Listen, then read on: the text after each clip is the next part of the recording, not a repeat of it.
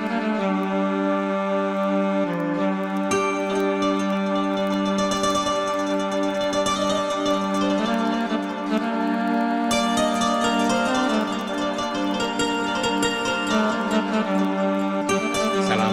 warahmatullahi wabarakatuh. Waalaikumsalam warahmatullahi Alhamdulillah, wabarakatuh. alhamdulillahirabbil alamin, wassalatu wassalamu ala asrofil anbiya'i wal mursalin, Sayyidina wa Maulana Muhammadin wa ala alihi wa sahbihi ajmain. Wabadu, yang saya hormati, yang dimuliakan Gus Wahid, Pak Rektor Lampung, senang sekali saya ketemu latar belakang itu dibuat kampus indah. Iya, Pak Mukri berkah dulu, jenengan itu. ya Pak Mukri berkah dulu hidup jenengan. selalu cerita tentang masjid itu. Lalu saya kirimi beduk, beduk terbesar sampai Lampung. Saya kepingin sesungguhnya datang ke Lampung satu kali. Allah, kami udah, insya Allah. Ya. Terima kasih Pak. Ibu-ibu, bapak-bapak, peserta Khalaqah yang berbahagia, kita banyak bersyukur pada Allah, salawat dan salam kita persembahkan ke hadapan ibutan kita Muhammad Rasulullah Sallallahu Alaihi Wasallam. Uraian Gus Wahid saya kira sudah cukup mendalam mengingatkan kita pentingnya bertaubat, membersihkan hati, itu tadi yang disebut-sebut oleh Gus Wahid.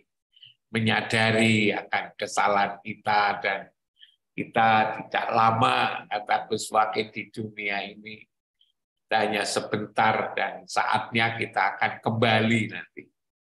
Akan pulang. Ketika pulang kita akan innalillahi wa inna ilaihi raji'un. Ketika ruhani kita pulang itu, maka kita harus bersih. Harus suci karena menghadap Zat yang Maha Suci. Allah Zat yang Maha Suci hanya menerima yang suci. Karena itu ketika kita datang harus suci, dan untuk suci itu harus bertobat. Saya kira begitu ya disampaikan oleh Gus Wahid. Tapi memang untuk bertobat ini kan begitu sulit sebetulnya. Karena apa? Karena kita ini masing-masing rata, semua punya punya pantang kelintasan ya. Kita ini tidak mau kelintasan, pantang kerendahan, pantang kekurangan, dan pantang kalah. Nah, karena penyakit ya, bisa katakan penyakit seperti itu memang terasa sulit itu untuk menyadari sebagaimana yang disarankan oleh Gus Wahid tadi itu. Sulit sekali. Karena itu tadi, apa yang ada pada diri kita ini. Seolah-olah kita ini sudah tidak salah, padahal dikatakan oleh Pak Rektor tadi, tidak ada kita ini yang sempurna itu. Semua orang mesti punya makhlul khata' wa nisyan tadi itu. Memang benar sekali seperti itu. Tetapi itu tadi untuk menyadari menjadi sulit karena sifat-sifat 4 yang saya sebutkan tadi. Karena itulah maka agar kita sadar, kita itu oleh Al-Quran disuruh untuk selalu membaca. Membaca. Yang dibaca bukan orang lain, tapi kita harus membaca diri kita sendiri. Iqra kitabaka kafa binafsikal yaum alaika kasiba. Bacalah kitabmu, bacalah dirimu sendiri. Setiap hari cukup engkau sendiri menghisapnya. Jadi karena mungkin manusia itu tidak suka membaca dirinya sendiri, maka sampai diperintah oleh Allah itu lewat kitab suci. Hanya memang kita ini lebih suka membaca orang lain daripada membaca diri sendiri. Padahal membaca orang lain itu pasti tidak akan tepat karena datanya pasti kurang, kemampuannya juga tidak berlebih gitu. Tapi itulah yang seringkali kita lakukan. Sehingga seolah-olah yang salah itu orang lain, yang benar itu kita. Termasuk hari-hari ini misalnya, kalau sudah pejabat pemerintah itu selalu kita lihat kelirunya itu. Padahal kalau kita menjabat sendiri juga belum tentu sesungguhnya. Sebelum tentu. Atau itu kan apa namanya, kita seringkali bayangkan kalau saya mesti seperti ini, kalau saya mesti seperti itu. Tetapi kalau sudah melaksanakan, biasanya itu susahnya bukan main. Hal seperti ini yang menjadikan bertobat itu lalu menjadi sulit, ya bukan main itu. Karena itu kalau kita merenungi dalam-dalam kehidupan ini, memang takut ya, apalagi kalau kita lihat siksa ya, kadang-kadang yang disampaikan, dijelaskan oleh para ulama itu lewat apa namanya kitab-kitabnya, atau mungkin juga dari Quran dan hadis, kadang-kadang menjadi apa ya, menjadi menakutkan.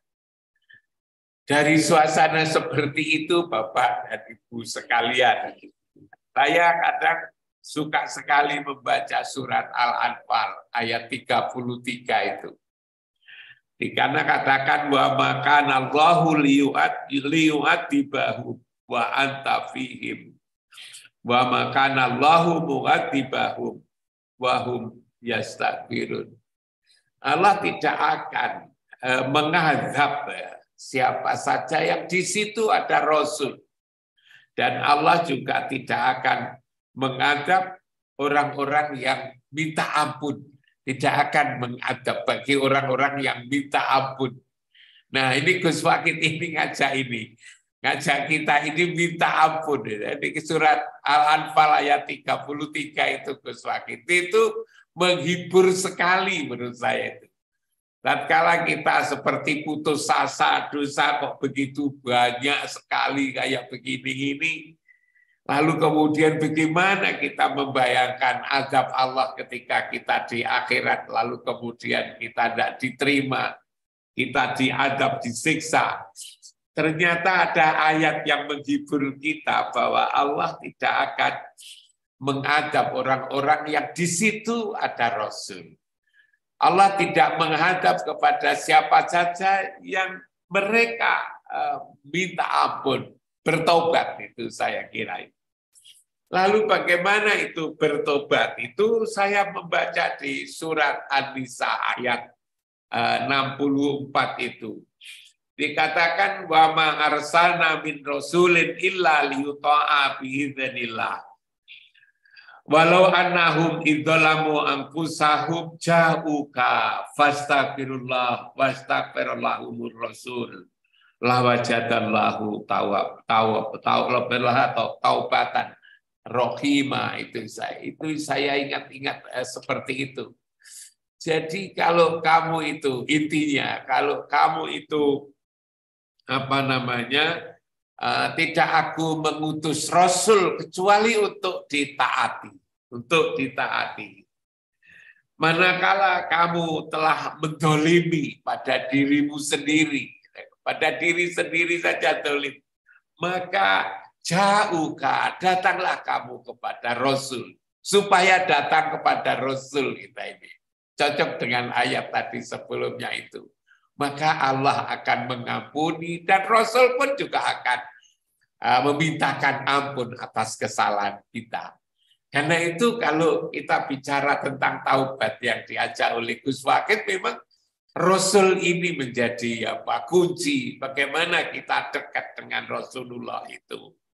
Bahwa taubatan pun juga kita kesalah pun kalau di situ ada Rasul, kita tidak diadab.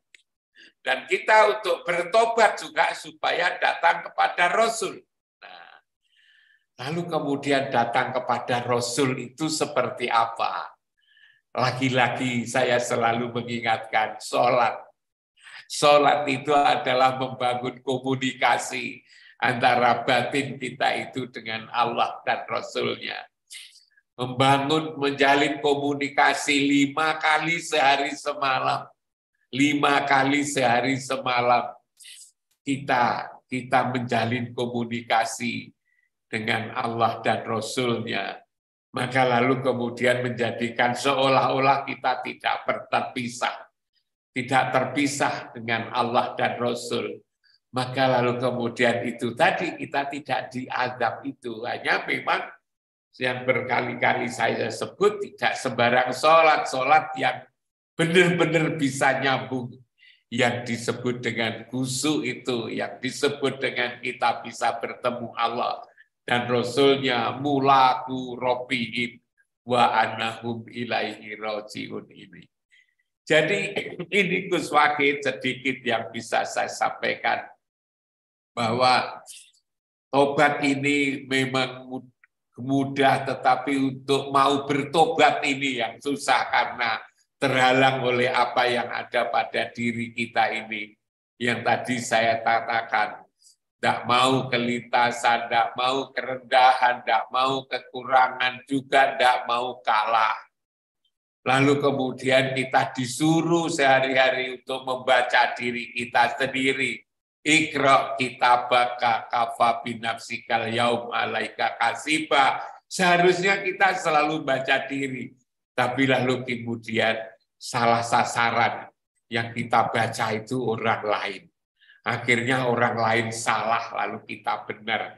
Hal yang demikian ini yang sering menghalang-halangi kita bertobat.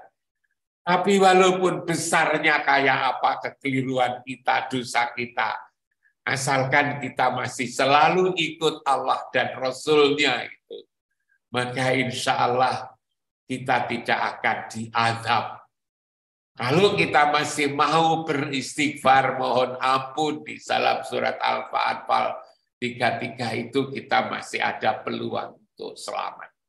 Karena itulah maka forum ini menggembirakan sekali Gus Wahid. Apalagi uraian dari Prof. Jamaluddin tadi yang ada 9 pokok tadi yang dikutip dari Imam Al-Ghazali, ini saya kira perlu kita jadikan renungan bersama. Itu Gus Wahid, terima kasih. Mohon maaf. Assalamualaikum warahmatullahi wabarakatuh. Waalaikumsalam.